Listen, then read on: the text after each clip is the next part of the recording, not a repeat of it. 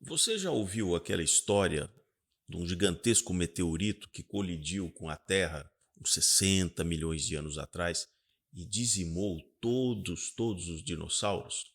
Então, acompanhe o vídeo até o final e você vai conhecer alguns fatos que talvez você não saiba porque não te contaram. Eu sou o Paulo Pittencourt, bem-vindo ao Modernidade e Ciência.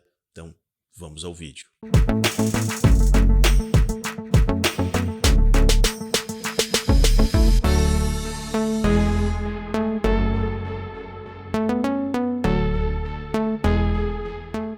Pois bem, a narrativa mais comum atualmente, publicado em várias daquelas revistas científicas, é de que ali na região do México, um gigantesco meteorito entrou na órbita da Terra e colidiu com aquela região, produzindo, segundo um dos estudos que eu capturei, produzindo ondas instantaneamente de 4,5 quilômetros de altura no local do impacto. E aí aquela onda gigantesca, como um tsunami muito violento, entrou o continente adentro e foi sentido até no outro lado do planeta, foi sentido até na Nova Zelândia. Pois bem, há uns 50 anos atrás, qual era a teoria que também era divulgada? Porque isso é uma coisa que na ciência você tem que sempre desconfiar. O método científico ele foi construído exatamente pela desconfiança dos dados que você tem. Você tem que procurar as evidências e tem que repetir aquilo, tem que realmente isolar aquele fenômeno de maneira que você chegue a uma conclusão exata que não dependa de mitos, uma suposição, todo um arquétipo histórico que foi sendo repetido, né, como se fosse o folclore. Não. A ciência vai atrás das evidências. E é uma construção contínua. Então não é uma.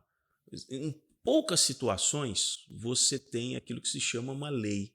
Porque numa lei se chegou a um consenso de que, em hipótese alguma, aquilo não funcione. Então, uma delas, por exemplo, é a lei da gravidade. A outra, a primeira lei, por exemplo, de Newton, né, relacionando força, massa, aceleração.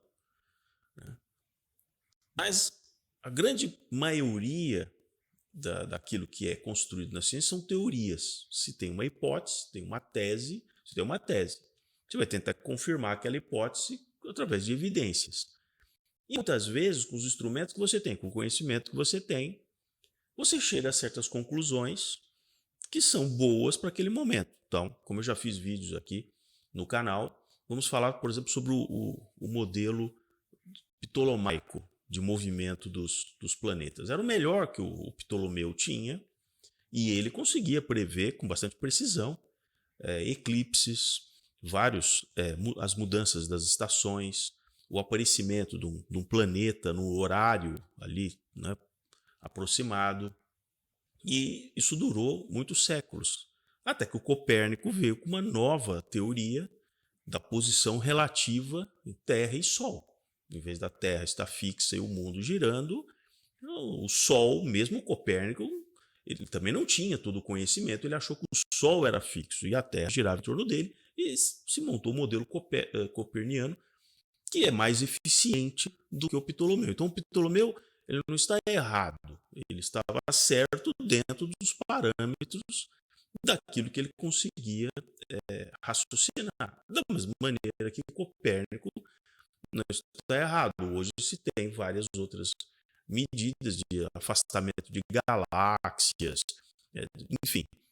Então, o mesmo modelo estrito do Copérnico não é o que nós adotamos hoje. Mas 50 e poucos anos atrás, havia uma dessas teorias, da mesma maneira que essa, com relação ao meteorito de 14 quilômetros de diâmetro, que foi suficiente para destruir todos os dinossauros há 60 milhões de anos. Essa data é importante, 60 milhões de anos. Qual que é o problema?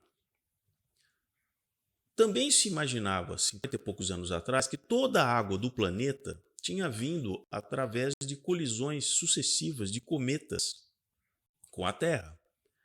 E como se sabe que em grande parte daquela cauda dos cometas que vai se dissolvendo ao longo do tempo, você tem uma quantidade gigantesca ali de gelo. Então se imaginava que um cometa desse, ao colidir com a Terra, com aquela velocidade, aquilo ali simplesmente se vaporizaria e depois condensaria, se transformando nos oceanos. Eu mesmo, muitas vezes, em cursos ainda bastante jovem, ouvi isso da boca de professores de física, de geografia, e era a teoria aceita. Até que muita gente foi fazendo as contas, a gente foi conseguindo mapear o fundo dos oceanos, a profundidade média de cerca de 3.000 e tantos metros, a Terra chegou à conclusão de fato de 510 milhões de quilômetros quadrados, 70% coberto por oceanos. E aí, quando se começou a fazer essas contas, se chegou a um volume de água simplesmente inimaginável. 3/4 do planeta é feito de água. E depois foi se descobrindo que essa água também está, em grande parte, no interior da Terra. Se imagina que a partir ali de 200 quilômetros de profundidade existe uma quantidade de água dissolvida no meio das rochas e tal, equivalente à quantidade que está na superfície. Então, ninguém mais hoje fala que cometas transportaram água para a Terra. Se imagina que essa água sempre existiu na Terra. Então, voltando à questão do meteorito de 14 quilômetros, numa velocidade, segundo o que diz aqui, de 43.500 quilômetros por hora, que já é uma velocidade, inclusive, muito acima do que os corpos que normalmente reentram na atmosfera numa velocidade ali, em torno de 25.000 quilômetros por hora. Mas vamos imaginar que esse asteroide, ainda quando estava no espaço profundo, ele já tinha uma velocidade tal que ao chegar na Terra, ele ainda encontrou energia suficiente para descer com uma velocidade, agora como meteorito, de 43.500 km por hora. Por que esses cientistas eles estão incomodados com narrativas anteriores?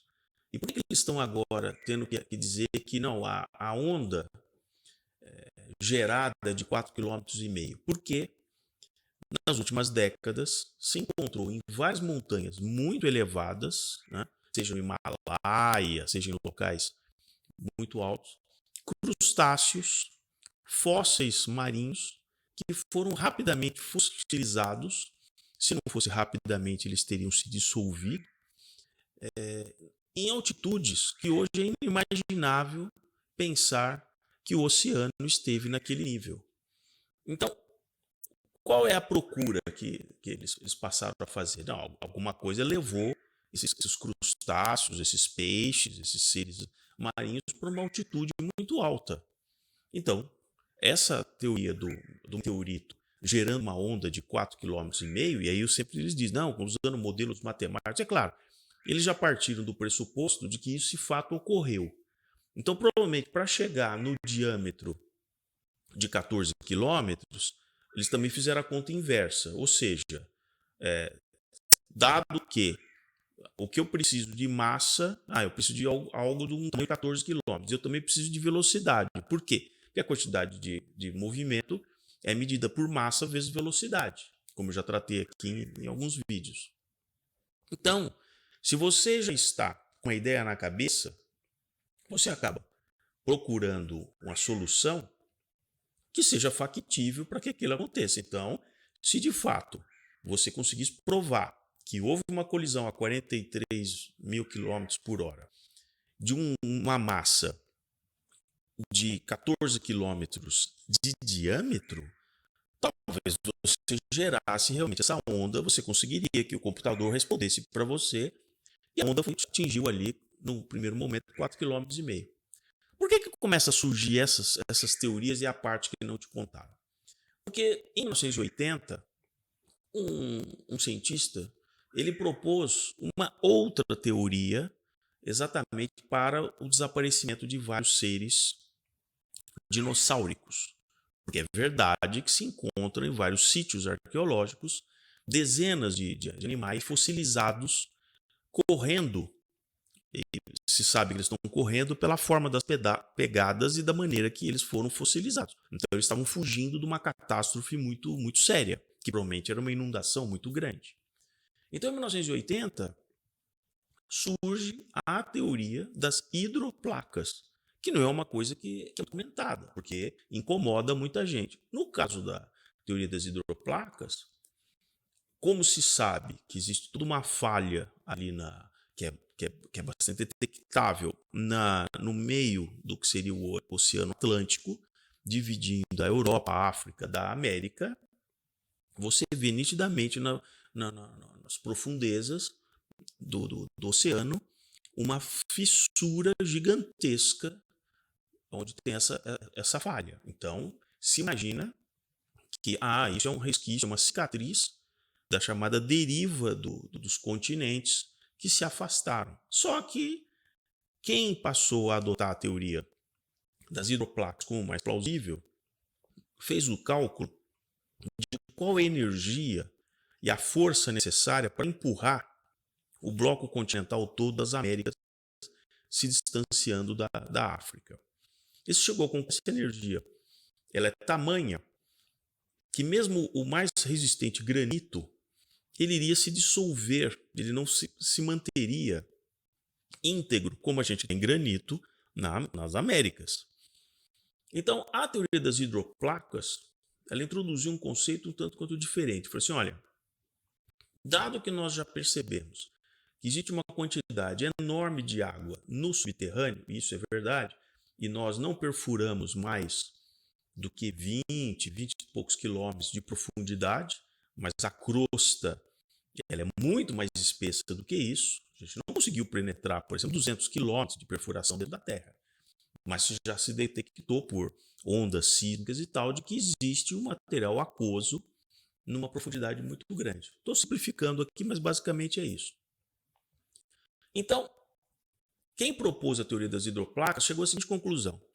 Se essa água está ali, impregnada no meio daquelas rochas, numa pressão enorme, e por algum movimento tectônico surgiu um começo de uma fissura nas profundezas, essa pressão dessa água fez com que essa fissura, por menor que ela fosse o canal para essa água procurar uma saída pela menor pressão que existisse na atmosfera.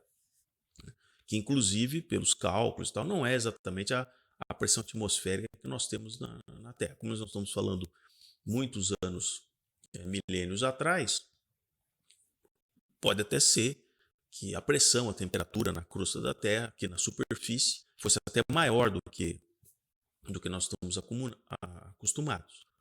Mas a questão é que quando essa água ela encontra uma passagem como se fosse um furo numa garrafa de um refrigerante gaseificado, ele salta para fora ali da garrafa procurando um equilíbrio pela pressão mais baixa que ele encontra, né? Num jato muito forte. Então, se imagina que na teoria das hidroplacas, que nessa fissura que se abriu exatamente no meio ali do Atlântico, os continentes já estavam separados, esse é um ponto importante. Não houve simplesmente esse afastamento, vamos dizer assim, progressivo. Eles já haviam um certo afastamento, não o atual, mas eles já tinham um certo afastamento. E de repente surge uma quantidade gigantesca de água que é praticamente equivalente à quantidade de água que já estava na superfície.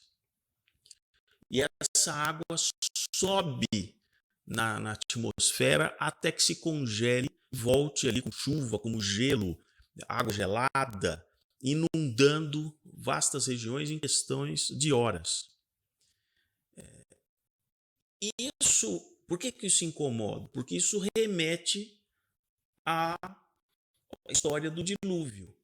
E como várias civilizações, independente da região, da época, se encontra registros de que, historicamente, houve uma grande inundação mundial, isso incomoda aqueles cientistas que acham que simplesmente com o movimento dos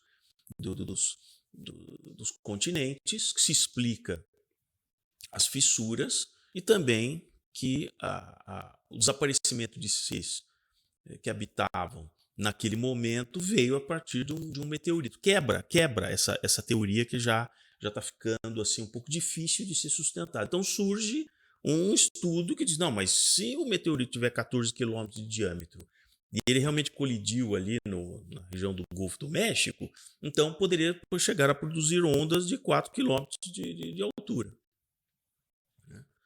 Só que na teoria das hidroplacas, também há uma explicação plausível de que essa água, o volume, subiu em todos os lugares do planeta. Por isso que é razoável que na Nova Zelândia, em locais que hoje são Índia, Nepal e tal, se tenha uma evidência de crustáceos que ficaram presos em altitudes que hoje são inimagináveis. E também na teoria das hidroplacas, a profundidade do oceano naquele momento não era tão grande como agora, e nem a altitude das montanhas. Então, quando esse fenômeno ocorreu, houve realmente também uma deformação tectônica ali, onde montanhas também se elevaram. Até hoje, vulcões surgem simplesmente do leito submarino, de onde pode ter um vulcão submarino, se torna uma ilha. Isso são fatos que são documentados aí rotineiramente quando aparece uma ilha fumegante, que é, na verdade, um novo vulcão que está eclodindo a partir de uma certa falha geológica. Se isso realmente ocorreu, explicaria o porquê que os animais marinhos, mais pequenos, foram instantaneamente soterrados por uma enxurrada de lama, de sedimento, porque para você conseguir encontrar, veja, se diz que na questão dos dinossauros são 60 milhões de anos, mas hoje você encontra fósseis onde, usando os elementos que nós temos hoje de mapeamento celular, você encontra até tendões, você encontra tecido mole dentro de ossos. Então é muito improvável que isso tivesse acontecido há 60 milhões de anos. Uma coisa é você simplesmente fossilizar alguma coisa e ele virar pedra. Outra coisa é você simplesmente fazer uma análise usando as ferramentas de eletromagnéticas, de ressonância, e descobrir que foi preservado, agora, claro, como fossilizado, mas foi preservado o material mole de dentro de ossos, tendões. Não seria possível que isso acontecesse se esses animais tivessem uma degradação lenta, natural. Isso teria se dissolvido. Talvez só ficasse a parte do esqueleto, mas não as partes chamadas partes moles. E os animais maiores, que tinham uma condição de sobreviver com a elevação da água, foram procurando locais cada vez mais altos, até que em algum momento simplesmente foram afogados. Então, vou deixar aqui para vocês mais essa colocação.